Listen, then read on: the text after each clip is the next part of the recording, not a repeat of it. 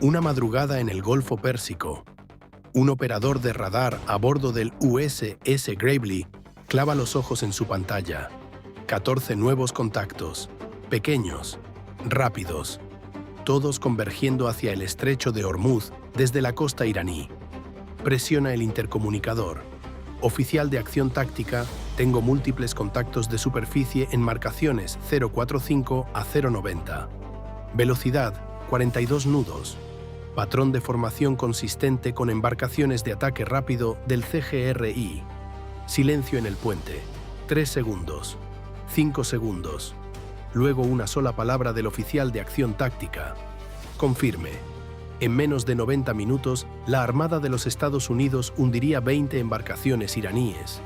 En 6 horas, la capacidad de Teherán para amenazar el tráfico comercial a través del punto de estrangulamiento petrolero más importante del mundo quedaría reducida casi a la mitad. Y durante las 72 horas siguientes, el Pentágono no diría absolutamente nada. Para entender lo que ocurrió esa noche, hay que entender los 6 meses que lo precedieron. Los analistas de inteligencia del Comando Central comenzaron a rastrear un patrón preocupante. Las fuerzas navales del Cuerpo de la Guardia Revolucionaria Islámica, no la armada regular iraní, sino la flota propia de los guardias revolucionarios, empezaron a reposicionar embarcaciones de ataque rápido a lo largo de la costa iraní. Bandar Abbas, Hask, la isla de Keshm, Abu Musa.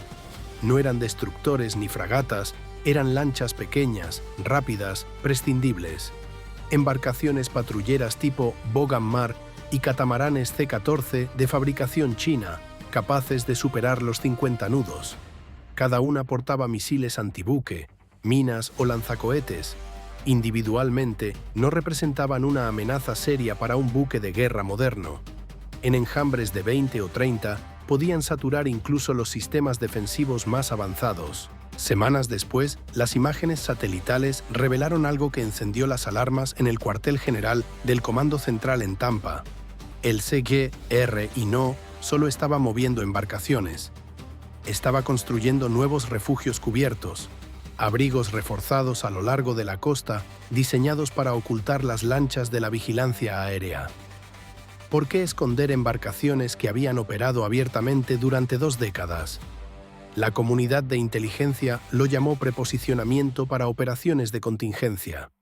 En términos simples, Irán se estaba preparando para cerrar el estrecho de Hormuz con muy poco tiempo de aviso. El 20% del petróleo mundial atraviesa ese estrecho cada día. Un cierre, incluso parcial, dispararía los precios globales de la energía en cuestión de horas. Economías desde Tokio hasta Berlín lo sentirían en cuestión de días. E Irán lo sabía, era su póliza de seguro, su interruptor de hombre muerto. Atacadnos, llevaban años señalando, y estrangularemos la economía mundial. Pero algo cambió hacia finales de ese año. Una patrulla rutinaria del destructor USS Carney detectó una embarcación de ataque rápido iraní realizando lo que parecía ser un ensayo. La lancha salió a toda velocidad desde la isla de Keshm. Ejecutó una aproximación de ataque simulada contra un petrolero comercial, acercándose a menos de 800 metros, y luego viró y regresó al puerto. Días más tarde ocurrió de nuevo, esta vez con 2 embarcaciones. Poco antes de las fiestas navideñas, 4 lanchas rodearon un petrolero de bandera liberiana desde 4 direcciones simultáneamente. Velocidad, 48 nudos.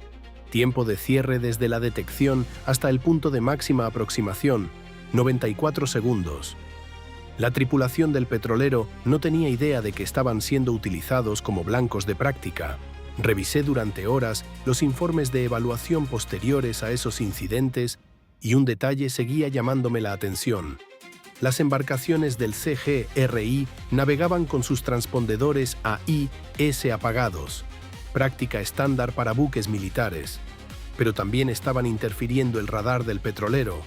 Eso no es un simulacro, eso es un ensayo general. Para cuando el invierno llegó a su punto más frío, el Comando Central había contado más de 40 embarcaciones de ataque rápido del CGRI, reposicionadas en bases operativas avanzadas a lo largo del estrecho. Los analistas de la Agencia de Inteligencia de Defensa estimaban que en un ataque coordinado en enjambre, Irán podía desplegar las 40 en menos de 20 minutos. La pregunta ya no era si Irán se estaba preparando para usarlas. La pregunta era cuándo. El Pentágono presentó al Consejo de Seguridad Nacional imágenes satelitales, inteligencia de señales y un informe de inteligencia humana proveniente de una fuente dentro del cuartel general de la Armada del CGRI en Bandar Abbas. El mensaje de la fuente era sencillo. Se habían redactado órdenes para la Operación FAT, un cierre a gran escala del estrecho de Hormuz mediante enjambres de ataque rápido, minas navales y baterías de misiles antibuque situadas en tierra. La operación no era inminente, pero estaba aprobada. Solo necesitaba un detonante.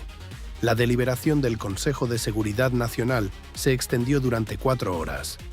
3 opciones estaban sobre la mesa. La primera, disuasión reforzada. Enviar más buques al Golfo. Demostrar fuerza. Señalar que cualquier ataque contra el tráfico comercial sería respondido con una respuesta abrumadora. La segunda, compromiso diplomático. Comunicaciones por canales reservados a través de Omán. Amenazar con una escalada de sanciones. Intentar calmar a Irán mediante la negociación. La tercera, un golpe preventivo. Atacar la flota de ataque rápido antes de que pudiera desplegarse. Destruir la capacidad del CGRI para cerrar el estrecho antes de que tuvieran la oportunidad de intentarlo. La primera opción era lo que Estados Unidos había hecho durante décadas: más buques, más patrullas, más presencia. Funciona hasta que deja de funcionar. La segunda requería que Irán creyera que Washington estaba dispuesto a usar la fuerza. Después de años de respuestas cautelosas a las provocaciones del CGRI, petroleros incautados, buques de guerra hostigados, derribos de drones respondidos con contención, el cálculo de Teherán había cambiado. Creían que Washington hablaría. No creían que Washington dispararía.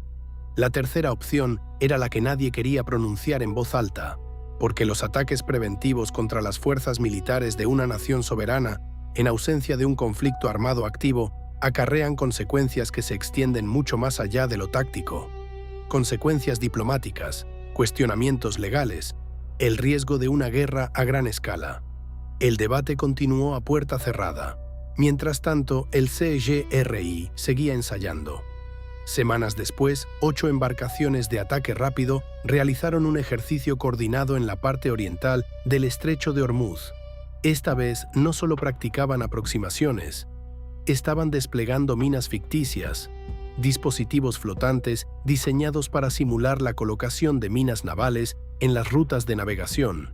La quinta flota de los Estados Unidos observaba mediante satélite, mediante drones, mediante periscopio de submarino. Y por primera vez, un submarino de clase Virginia, el USS Minnesota, registró las firmas acústicas de las embarcaciones del CGRI a corta distancia, ruido de motores, cavitación de hélices, frecuencias de radio, todo lo necesario para identificar y rastrear esas embarcaciones en tiempo real, bajo cualquier condición meteorológica, de día o de noche. Estos datos llegaron directamente al Comando Central y cambiaron la planificación operativa, porque ahora la Armada de los Estados Unidos no solo sabía dónde estaban las embarcaciones, sabía cómo sonaba cada una de ellas. Entonces llegó el detonante. Una embarcación de ataque rápido del CGRI disparó una ráfaga de advertencia desde una ametralladora de 12,7 milímetros por la proa del MV Coral Strand, un buque cisterna químico de propiedad japonesa que transitaba por el estrecho, sin bajas, sin daños materiales. Pero el mensaje era inconfundible. Irán estaba dispuesto a escalar del ensayo a la acción. Tokio presentó una protesta formal. Las tarifas de seguros para el tráfico marítimo en el Golfo se dispararon un 18% de la noche a la mañana. Lloyd's of London emitió un aviso de riesgo de guerra. Aquí va una valoración que probablemente genere críticas. Estados Unidos debería haber actuado después de los primeros ensayos. Cada semana de retraso le daba al CGRI más tiempo para reforzar sus posiciones, perfeccionar sus tácticas y dispersar sus activos. La paciencia estratégica no es paciencia cuando el adversario está corriendo a toda velocidad. El presidente autorizó al Comando Central a ejecutar la operación Cerberus Gate, un ataque preventivo contra las embarcaciones de ataque rápido del CGRI y la infraestructura de apoyo a lo largo de la costa iraní. El objetivo era destruir la flota antes de que pudiera desplegarse para la operación FAT. La operación fue clasificada al más alto nivel.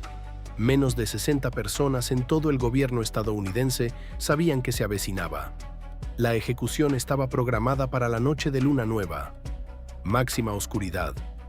11 días para prepararse. El Comando Central ensambló el paquete de ataque. El grupo de ataque del portaaviones 8, encabezado por el USS Harry S. Truman, con el ala aérea del portaaviones 1 embarcada. 44 FA-18E/F Super Hornet, 5 EA-18G Growler de guerra electrónica y aviones de alerta temprana E-2D Hawkeye, el escuadrón de destructores 28, 4 destructores con misiles guiados de clase Arleigh Burke, el USS Gravely, el USS Jason Dunham, el USS Nietzsche y el USS Forrest Sherman.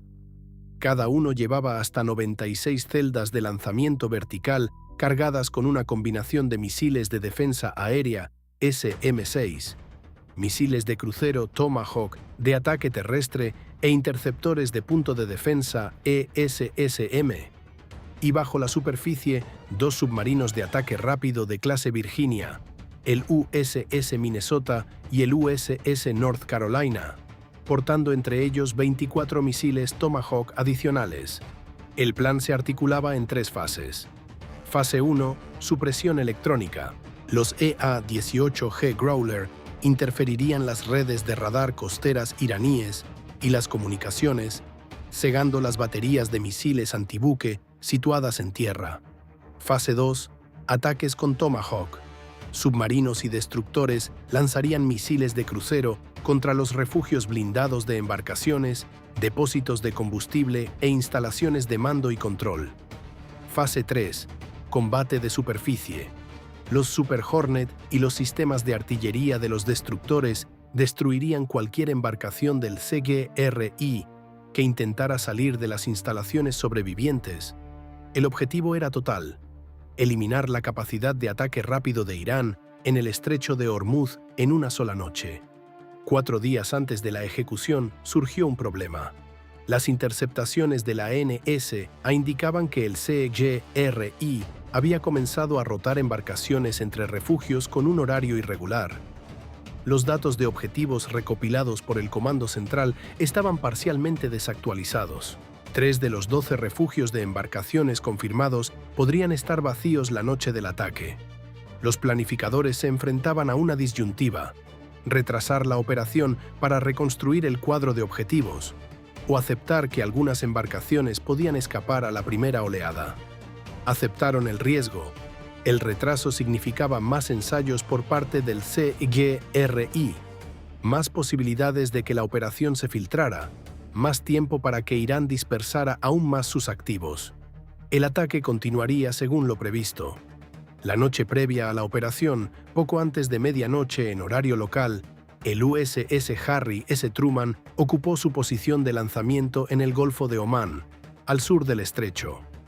El portaaviones mantuvo MCON Alpha, control total de emisiones, sin radar, sin radio, invisible para la vigilancia iraní. Los destructores tomaron posiciones en el Golfo Pérsico Central, distribuidos a lo largo de una línea de 50 millas náuticas. Estaban suficientemente cerca de la costa iraní para que sus cañones de 5 pulgadas alcanzaran los refugios de embarcaciones más próximos, lo suficientemente cerca para que el radar costero del CGRI los detectara. Esto era deliberado. Los destructores eran el anzuelo. El Comando Central quería que el CGRI se concentrara en los destructores, que dirigieran su atención hacia la amenaza de superficie, porque el primer golpe real llegaría desde las profundidades del agua y desde el cielo, direcciones que el CGRI no estaba vigilando. A la 1 de la madrugada, los Growler despegaron de la cubierta del Truman. 4 aeronaves que ascendieron hasta los 12.000 metros antes de virar hacia el norte en dirección a la costa iraní. Sus vainas de interferencia de última generación ALQ-249 comenzaron a emitir a través de todo el espectro electromagnético. Los radares de vigilancia costera iraníes, los que rastreaban a los destructores estadounidenses, empezaron a ver fantasmas, retornos falsos, contactos inexistentes. En 12 minutos, 3 estaciones de radar iraníes a lo largo de la costa se desconectaron por completo. Sus operadores asumieron un fallo técnico, iniciaron los procedimientos de reinicio. No tendrían tiempo de terminar. A la 1:15, el USS Minnesota lanzó el primer Tomahawk, luego el North Carolina, luego el USS Gravely y el USS Forrest Sherman desde la superficie. 47 misiles de crucero Tomahawk, variantes Block 5, se lanzaron en una ventana de 6 minutos. Volaron a 500 nudos, rozando la superficie del mar a 15 metros de altitud. Tiempo de vuelo hasta los objetivos, entre 9 y 14 minutos. Los primeros misiles impactaron a la 1:26. El anexo naval de Bandar Abbas. 3 refugios blindados de embarcaciones se desintegraron. Las explosiones secundarias de combustible y municiones iluminaron la costa. La detonación era visible a 37 kilómetros de distancia. La base operativa avanzada de Yask. 2 refugios destruidos. Uno resultó estar vacío. Las embarcaciones habían sido trasladadas 48 horas antes. Una brecha de inteligencia que sería debatida durante semanas. La isla de Keshm. 4 Tomahawks atacaron simultáneamente los cobertizos del CGRI. Las imágenes satelitales capturadas 90 segundos después mostraban 7 embarcaciones de ataque rápido ardiendo en sus amarras. La isla Abu Musa. 2 misiles alcanzaron una instalación de almacenamiento de misiles oculta. La instalación contenía misiles antibuque C-802 de fabricación china, con un alcance de 120 kilómetros. Las explosiones secundarias duraron 11 minutos. A la 1:30, el CGRI comprendió lo que estaba ocurriendo. Las frecuencias militares iraníes se inundaron de comunicaciones de emergencia. Las órdenes llegaron a cada embarcación de ataque rápido superviviente. Salir de inmediato, atacar cualquier buque estadounidense al alcance. Esto era exactamente lo que el Comando Central esperaba, y exactamente lo que los Super Hornet estaban aguardando. A la 1:34, las primeras embarcaciones del CGRI emergieron de un amarradero superviviente en la isla del Arak. 3 catamaranes C-14 navegando sin luces, acelerando a velocidad máxima. Sus tripulaciones sabían que se dirigían a un combate. Lo que no sabían era qué había sobre ellos. 2 FA-18E Super Hornet, con distintivos de llamada Raven 01 y Raven 02, adquirieron las embarcaciones en infrarrojo a una distancia de 33 kilómetros. Cada piloto portaba 4 JS o W, bombas planeadoras con un alcance de 24 kilómetros equipadas con buscadores infrarrojos. Raven 01 lanzó 2. Raven 02 lanzó 1. Las embarcaciones no llegaron a ver nada. 3 armas, 3 blancos neutralizados. Tiempo transcurrido desde la detección hasta la destrucción, 41 segundos. ¿Qué habrías hecho en el lugar del capitán de esas embarcaciones del CGRI? Recibes una orden de salir a mar abierto, en total oscuridad, sabiendo que tus bases están siendo destruidas a tu espalda, sin tener ninguna imagen del radar de lo que te espera. ¿Sigues las órdenes o te niegas a obedecerlas? 16 tripulaciones del CGRI siguieron las órdenes esa noche. Todas perdieron sus embarcaciones, la mayoría perdió la vida. Entre la 1:34 y las 4 de la madrugada, la operación se desarrolló de forma metódica. Los Super Hornet del ala aérea del portaaviones 1 volaron ciclos continuos, merodeando sobre el estrecho y la costa iraní, atacando cada embarcación del CGRI que intentaba salir. Los destructores se enfrentaron a las lanchas que se aventuraban hacia el Golfo Central. Los Tomahawk, lanzados desde submarinos, golpearon una segunda oleada de objetivos, depósitos de combustible y estaciones de retransmisión de comunicaciones que habían sobrevivido al primer ataque. A las 2:30, 20 embarcaciones de ataque rápido del CGRI habían sido confirmadas como destruidas. 3 más yacían inmóviles en el agua, ardiendo. Se estimaba que entre 6 y 8 permanecían en refugios que no habían sido atacados o que habían sobrevivido a los impactos de los Tomahawk. La operación estaba superando las proyecciones. El Comando Central había planificado una tasa de destrucción del 70%. Se estaban aproximando al 85%. Entonces, a las 2:47, todo estuvo a punto de desmoronarse. El USS Gravely, el destructor de clase Arleigh Burke, que operaba más cerca de la costa iraní, a 57 kilómetros de la isla de Qeshm, llevaba casi 90 minutos rastreando múltiples contactos de superficie y proporcionando datos de objetivos a los Super Hornet. Su radar SPY-6 detectó 2 objetos que se desplazaban a gran velocidad. Marcación 035, velocidad 600 nudos, altitud rasante sobre el mar, distancia 35 kilómetros. Misiles antibuque entrantes. El oficial de acción táctica tenía 11 segundos para clasificar la amenaza antes de que el sistema Aegis exigiera una decisión de enfrentamiento. 2 misiles antibuque entrantes. Perfil consistente con variante CE-802. Marcación constante, distancia decreciente. Evaluar como hostil. C-802, el misil antibuque de fabricación china que Irán había desplegado a lo largo de su costa durante más de una década. Alcance 120 kilómetros. Cabeza explosiva 165 kilogramos de explosivo de alto poder. Velocidad terminal Mach 0,9. Este era el arma que golpeó la corbeta israelí INS Hanit años atrás. Casi hundió un buque de guerra moderno. Ahora 2 de esos misiles se dirigían hacia el Gravely. Armas libres. Enfrentar con SM-6. Las celdas de lanzamiento vertical delanteras estallaron.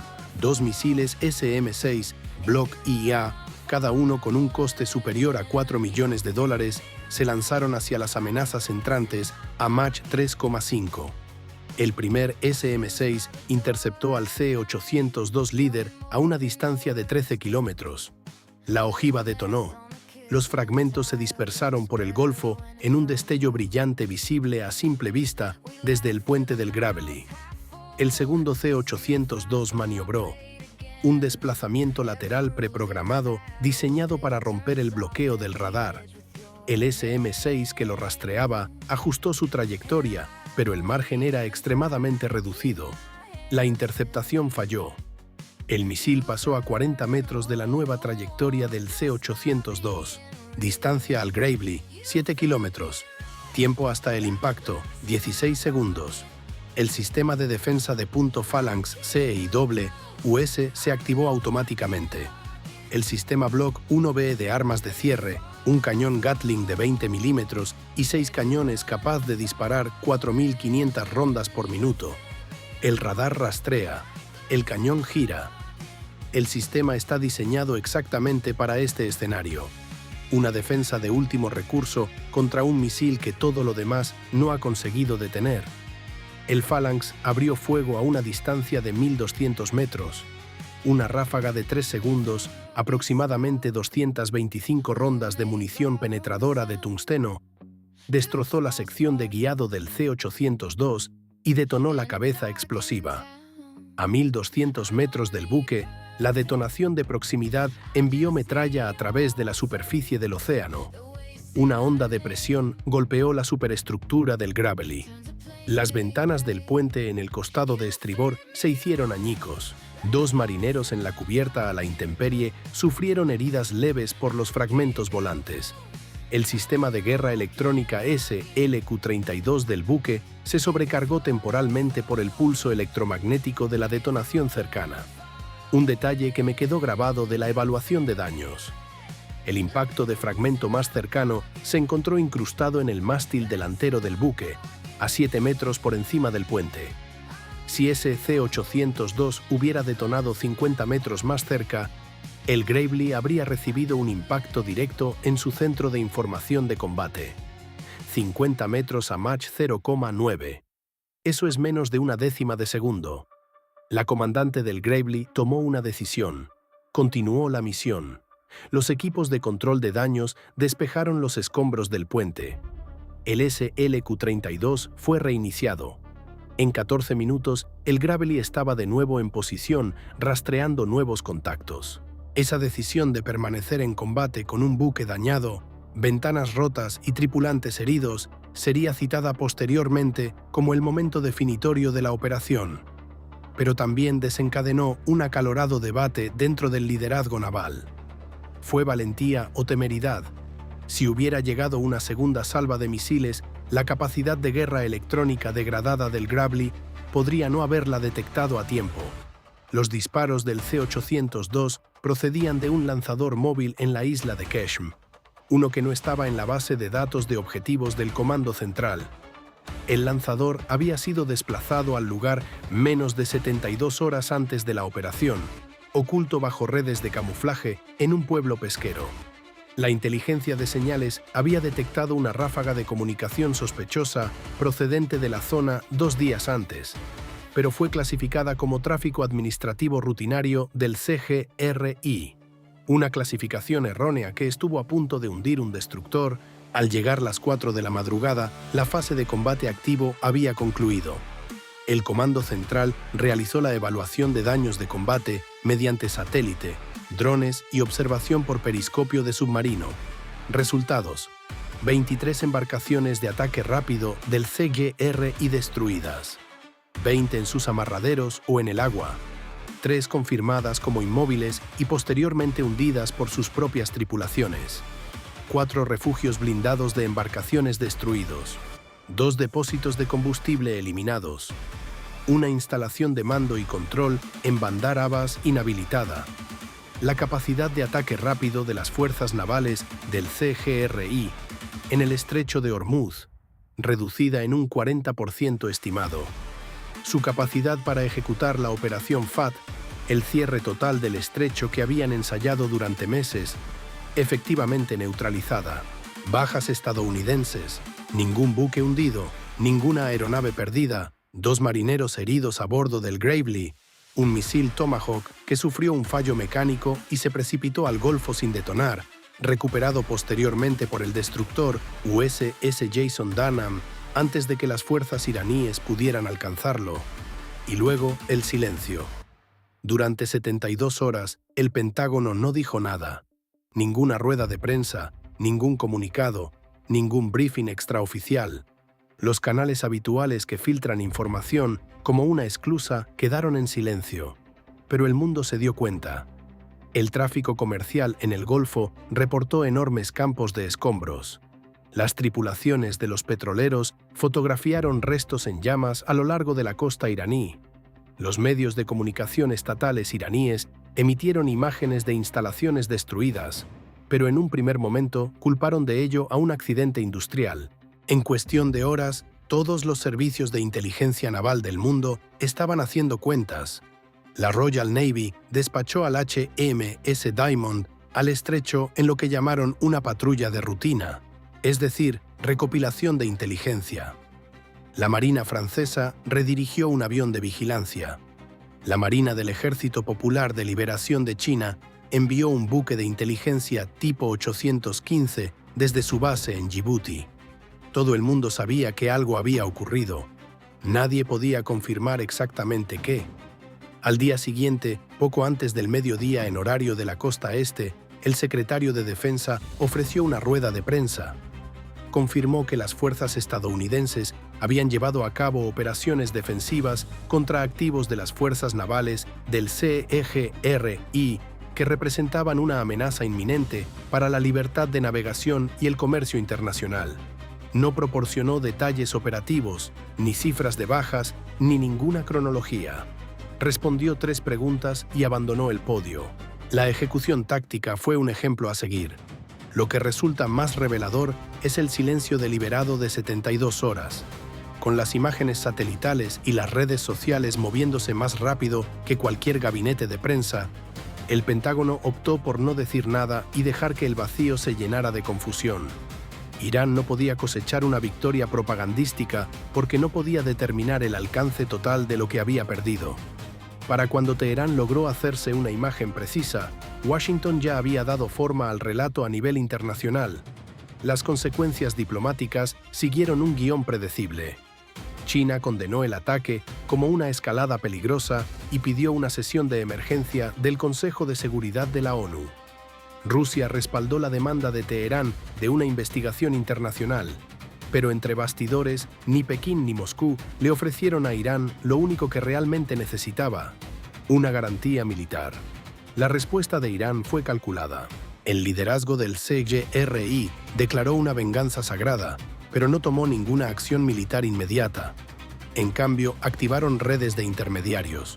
Las fuerzas hutis en Yemen intensificaron los ataques contra el tráfico comercial en el Mar Rojo. Hezbollah lanzó cohetes contra el norte de Israel.